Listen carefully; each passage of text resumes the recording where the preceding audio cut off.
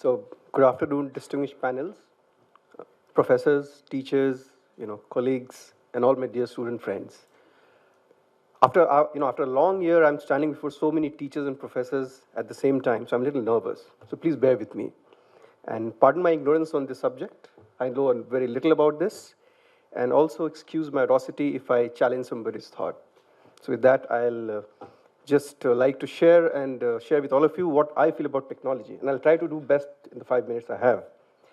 Now, whether we all agree that technology has changed the way we live today, and the two main levers which has come into play is that it has helped us improve on our productivity, and of course, the communication.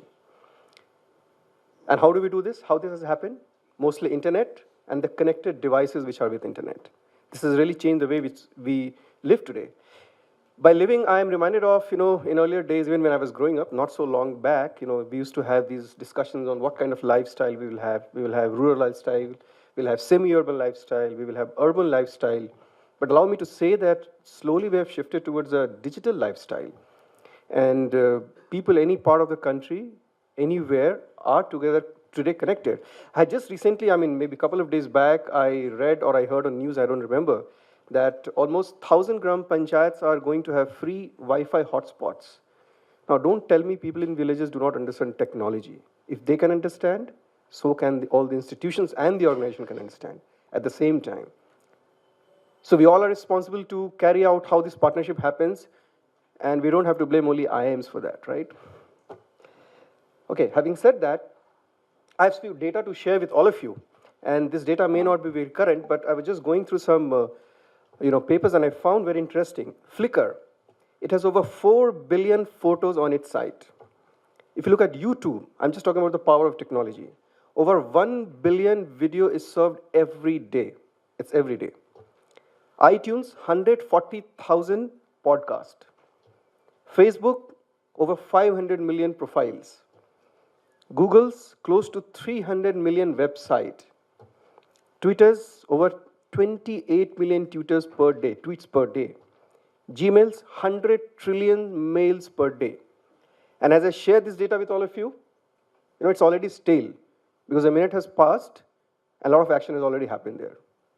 So it's a continuous flow of information. There are no red lights. There are just green lights. You just have to go on. And, with due apologies, ma'am, technology मजबूरी नहीं है, technology ज़रूरी है. वो हमको करना पड़ेगा.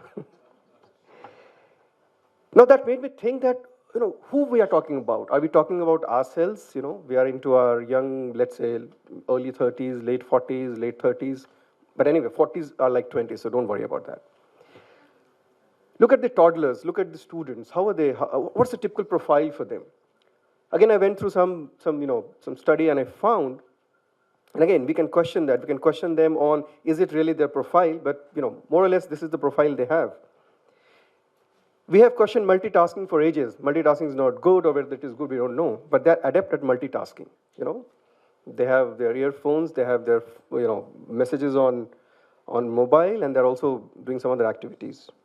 Highly influenced by the power of media. Can you really engage a 5-year-old or a 6-year-old boy today with a blackboard and a white chalk explaining him what maths is? I don't know. Maybe will not be doing a good job. So how do we engage them with media is what fascinates them. So if you all have noticed, and we all have, if we have young kids or we have grandsons and we have grown-up sons, they no longer even do this. They do this. What does that mean? They're not doing this. So they're not even pressing the button. They're just shifting the screen. So that's the change which has come in their behavior. And it's going to stay, and we have to make use of that. They're constantly visually engaged. And why I'm saying this because, I have a son who is studying in 4th grade. I have one son, and I was trying to, teach him maths in a very good way of how to do multiplication and additions. And I was very, very frustrated. I was not able to explain him like how it works. Then I came across this app, and I just forget the name of that app, which teaches these young toddlers how to do simple maths and English and grammar. And believe me, the kind of images they were using, all healthy images, nothing wrong about it, was so engaging that he got so interested into that how does this work? And then I didn't ever had to tell him that how do you learn that. He just sat with them, we got registered on that, app, and he's just using that extensively. Now, I'm not saying that's the best way or the right way, but I'm just sharing an experience with all of you. That's how it is impacting the generations to come, the generation which is already there in the colleges, and how we need to cater to them. Now, having said that, somewhere I also have a pang of, or let's say tinge of sadness or frustration that India has always spoken about a country which has produced great, or let's say have great accolades in terms of technologies, all the companies. We are known worldwide for the technology. If you travel outside, the first thing, technology, the way it has been shown. It's a very humorous movie, but it speaks really about how it can impact our lives. So we have to make a judicious decision of not becoming a robot, but at the same time, leveraging it for our strengths and how we can control it and now how technology can control us. So that's where the sweet spot is. That's where we need to be judicious about. You know what I thought is, since I don't have much of a talent, I'll share some of the collaboration which we did in our organization. I come from John Deere, and today as my profile was being read out, I felt that I have goofed up on my technology because the profile from which site it was picked up, I had not updated it. So I'm no longer handling South Africa. I'm heading HR for John Deere Sales and Marketing and JD Asia. We have presence in JD Asia. So sorry about that. That's my fault. I should have used this technology very well. So you see how it can put you on spot. But having said that, 3 years back, I was handling the HR for Technology Center, which is based out of Pune in Magarpata city. John Deere has a very big setup there. And before that, I was on an international assignment to Europe, and I was handling talent acquisition for John Deere. The presence was almost 20 to 21 countries. And apart from talent acquisition, I had to build relations with a lot of universities. How do we get freshers on board? And that was really getting very challenging because, initially you feel nice traveling to all these exotic countries and places, but it starts taking a toll after some time. At that point of time, we came up with a very innovative idea, and we created a platform which we branded there in Europe for John Deere as Virtual Career Day. And that is a great experiment we did with the various colleges and how we can get them on board with us. It was very simple. The concept was very simple. We just branded this program across various universities. We created this platform, which was a virtual platform. Any student, any person even looking for a job or wants to know about John Deere could just register, get a password, log in. That was happening on the other side of the fence. On the inner side of the fence, we decided one day that on this day, we will go live with all these people who have registered. So we had the huge senior leadership team sitting in a kind of a chat room environment. So once you entered this virtual career day, it was not just about what job, which job, this, that. No. You enter. So there were booths and kiosks virtually put up in this website where you could go and see all the videos about John Deere. You could see the pamphlets. You could see the product mix. You could see some of the achievements before you entered the chat room. And mind you, friends, there were people from different countries, so different languages were being used. So they used to pose us a question on the chat, and if I don't know French, or let's say if I don't know Russian, I used to transfer that to somebody else who knows Russian. And that's how we were interacting with them live, capturing their request, explaining them what we stand for, and also, on a more tangible side, creating our brand for them. So that was one experiment. It's a huge detail. I'm just trying to capture it in short. We had thousands of footfalls. Now, if you all have worked in Europe, it's not very easy to get people induced and enticed to have a conversation with him. They're a little reserved society they have. It takes really a lot of effort to do that. But this really created buzz. And we could make our presence felt there and, with whatever information we had. I'll quickly take just 1 minute, sir. I know. In India, what we have done is, cutting my long story short, is that we do a collaboration with mostly with engineering colleges where we hire fresh GETs, and we do a Techno Championship, which is an online platform-based championship where people, we float projects and, the teams participate. It's all online. They submit their project and results, and they're decided.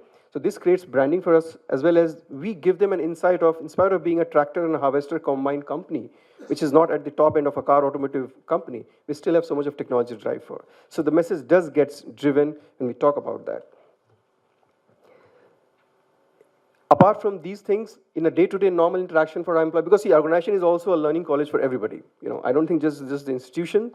We have entire training program based out on our own John Deere learning platform, where you can register yourself, have all those courses posted there. You have webinars, you have seminars, everything happening online. The most interesting thing which has come of late has been the gamification of a lot of stuff. And also, how do you, you know, technology-based simulation. I heard a lot of things about simulation. Now, simulation is really catching up, and technology-based simulation has been very fascinating and engaging for the employees. At the end of the day, we are engaging these young people because our average workforce age is like 28 to 29. Of how do we give them this training? So, classroom lectures, I'm not saying they are bad. They have given us great results so far. The time has come to shift.